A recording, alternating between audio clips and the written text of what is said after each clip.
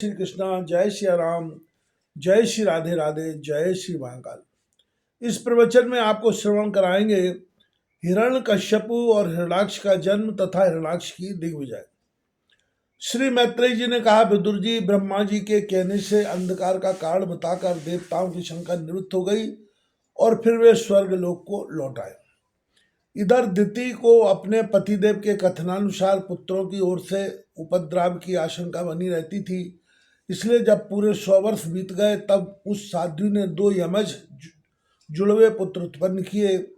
उनके जन्म लेते समय स्वर्ग, पृथ्वी और अंतरिक्ष में अनेकों उत्पात होने लगे, जिनसे लोग अत्यंत भयभीत हो गए।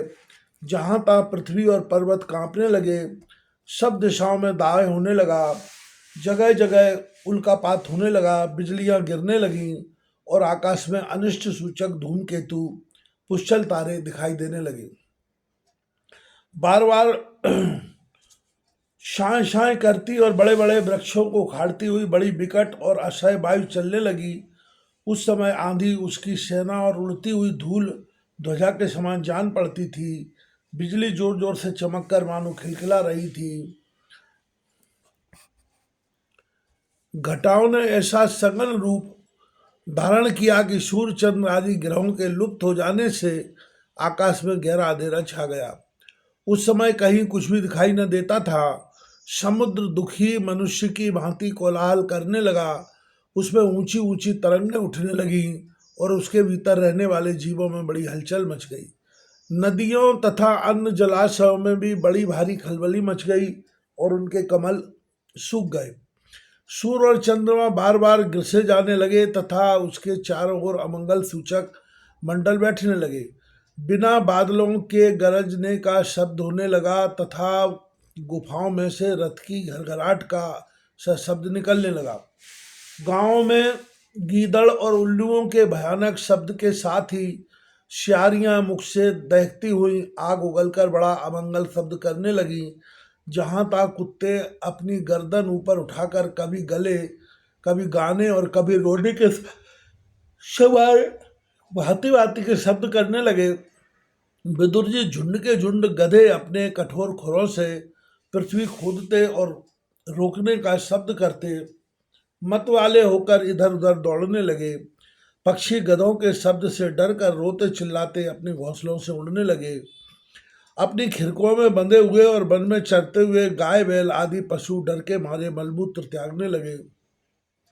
गंगा ऐसी डर गई कि दोहने पर उनके थनों से खून निकलने लगा। बादल पीप की वर्षा करने लगे, देव मूर्तियों की आंखों से आंसू बहने लगे और आंधी के बिनाई वृक्ष उखड़ उखड़ कर गिरने लगे। शनि, राहु आदि क्रूर ग्रह केवल प्रकट होकर चंद्र, बृहस्पति आदि सौम्य ग्रहों तथा बहुत से नक्षत्रों को लांघकर वक्र गति से चलने लगे तथा आपस में युद्ध करने लगे। ऐसे ही और भी अनेकों भयंकर उत्पात देकर शनकादि के सिवा और सब जीव भयभीत हो गए तथा उन उत्पातों का मर्म न जानने के कारण उन्होंने यही समझा कि अब संसार का प्रलय होने वाला है। वे दोनों आदि दैत्य जन्म के अनंतर शीघ्र ही अपने फौलाद के समान कठोर शरीरों से बढ़कर महान पर्वतों के सदृश हो गए तथा उनका पूर्व पराक्रम भी प्रकट हो गया। वे इतने ऊंचे थे कि उनके सुवर्णमय मुकुटों का अग्रभाग स्वर्ग को स्पर्श करता था और उनके विशाल शरीरों से सारी दिशाएं आच्छादित हो जाती थी। उनकी भुजाओं में सोने के बाजूबंद चमचमा रहे थे। पृथ्वी पर जो वे एक एक कदम रखते थे उससे भूकंप होने लगता था और जब वे खड़े होते थे तब उनकी जगमगाती हुई चमकीली करधनी से सुशोभित कमर अपने प्रकाश से सूर्य को भी मात करती थी। वे दोनों यमज थे। प्रजापति कश्यप जी ने उनका नामकरण किया। उनमें से जो उनके वीर से दिति के गर्भ में पहले स्थापित हुआ था उसका नाम हिरण्यकश्यपु रखा गया और जो दिति के उदर से पहले निकला वह हिरण्याक्ष के नाम से विख्यात हुआ। हिरण्यकश्यपु ब्रह्मा जी के वर से मृत्यु भय से मुक्त हो जाने के कारण बड़ा उद्यत हो गया था। उसने अपनी भुजाओं के बल से लोकपालों के सहित तीनों लोगों को अपने वश में कर लिया। वह अपने छोटे भाई हिरणाक्ष को बहुत चाहता था और वह भी सदा अपने बड़े भाई का प्रिय कार्य करता रहता था।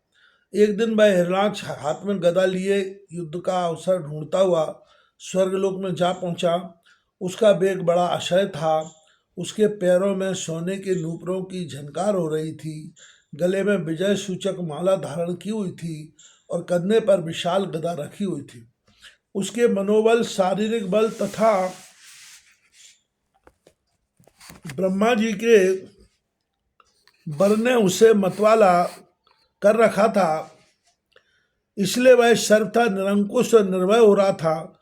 उसे देखकर देवता लोग डर के मारे वैसे ही जहां तक छिप गए जैसे गरुड़ के डर से सांप छिप जाते हैं। जब दैत्यराज हिरणाक्ष ने देखा कि मेरे तेज के सामने बड़े बड़े गर्वीले इंद्रादि देवता भी छिप गए हैं, तब उन्हें अपने सामने न देखकर वह बार बार भयंकर गर्जना करने लगा।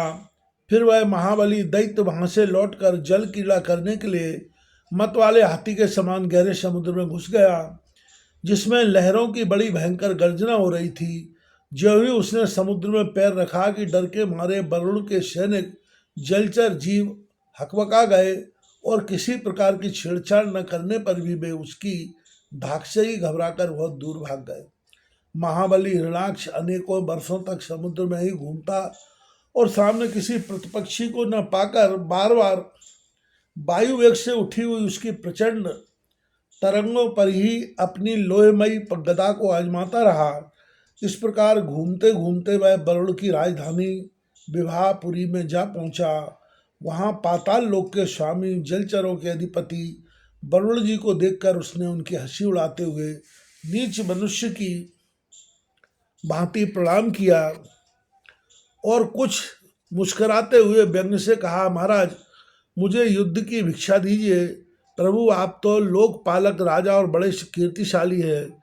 जो लोग अपने को बाका वीर समझते थे उनके वीर मद को भी आप चूर्ण कर चुके हैं और पहले एक बार आपने संसार के समस्त दैत्य दानवों को जीतकर राजसू यज्ञ भी किया था। उस मदोन्मत्त शत्रु के इस प्रकार बहुत उपहास करने से भगवान वरुण को क्रोध तो बहुत आया, किंतु अपने बुद्धि बल से वे उसे भी पी गए और बदले में उससे कहने लगे, भाई हमें तो अब युद्धादि की कोई चाव नहीं रह गया है। भगवान पुराण पुरुष के सिवा हमें और कोई ऐसा दिखता भी नहीं जो तुम जैसे रणकुशल वीर को युद्ध में संतुष्ट कर सके। दैत्यराज तुम उन्हीं के पास जाओ, वे ही तुम्हारी कामना पूरी करेंगे।